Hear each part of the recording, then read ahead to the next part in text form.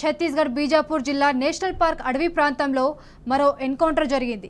4 రోజుల్లో 3 ఎన్కౌంటర్లు జరిగాయి. 3 రోజుల వ్యవధిలో 2 కీలక నేతలు సహా 4 మావోయిస్టులు మృతి చెందారు. ఇవాళ ఆపరేషన్ 3వ రోజు మరో 2 మావోయిస్టులు మృతి చెందారు. పలు ఆటోమేటిక్ ఆయుధాలను పోలీసులు స్వాధీనం చేసుకున్నారు. గత 3 రోజులుగా నేషనల్ పార్క్ ఏరియాలో మావోయిస్టుల ఏరివేత ఆపరేషన్ కొనసాగుతోంది. మొదటి రోజు కోటి రివార్డు ఉన్న మావోయిస్టు కేంద్ర కమిటీ సభ్యుడు తెంటు లక్ష్మీనరసింహాచలం అలియాస్ సుధాకర్ మృతి చెందారు. రెండవ రోజు 25 లక్షల రివార్డు కలిగిన మైలారపు ఆడెళ్ల అలియాస్ భాస్కర్ ఎన్కౌంటర్లో హతమయ్యారు.